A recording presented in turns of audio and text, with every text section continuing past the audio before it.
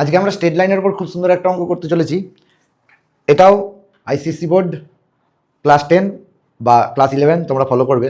ঠিক আছে, the vertices of A triangle are A 10,4, B 4,-9 and C 6,-2 find the equation of the altitude through A. তো ভালো করে বুঝবে, ধরো এটা একটা ট্রায়াঙ্গেল। তাহলে এ পয়েন্ট যার কোঅর্ডিনেট হচ্ছে 10,4, বি পয়েন্ট যার কোঅর্ডিনেট হচ্ছে 4,-9 আর সি পয়েন্ট যার কোঅর্ডিনেট হচ্ছে 6,-2। আমাকে কী বার করতে বলেছে? Equation of a straight line through A which is perpendicular to BC, তাই তো? Find the equation of the altitude through A. Through A দিয়ে যে অল্টিটিউডটা টানা হবে সেটা নিশ্চয়ই বিসির ওপরই পারপেন্ডিকুলার হবে। তাহলে এর জন্য আমাকে ফার্স্ট কী জানতে হবে? ফার্স্ট যেটা জানতে হবে, স্লোপ অফ বিসি।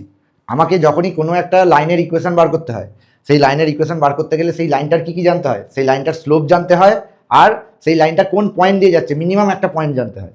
তাহলে প্রথম এই লাইনটার স্লোপ পেতে গেলে আমাকে প্রথমে বিসির স্লোপটা বার করতে হবে। কারণ আমরা জানি দুটো লাইন যদি পারপেন্ডিকুলার হয় তাহলে দুটো পারপেন্ডিকুলার লাইনের স্লোপের মধ্যে একটা রিলেশন আছে যে m1 × m2 = -1। তাহলে এখানে স্লোপ অফ বিসি, বিসির স্লোপ কত হবে না?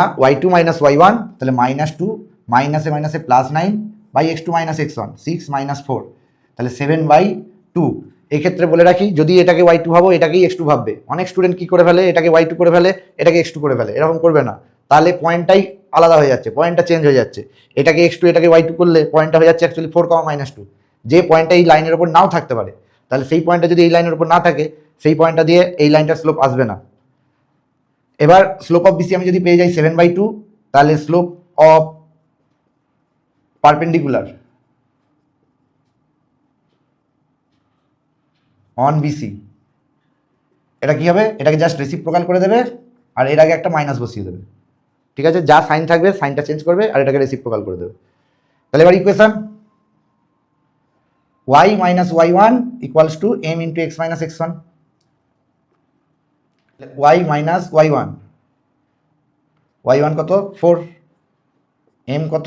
-2/7, আর x - x1 কত? 10।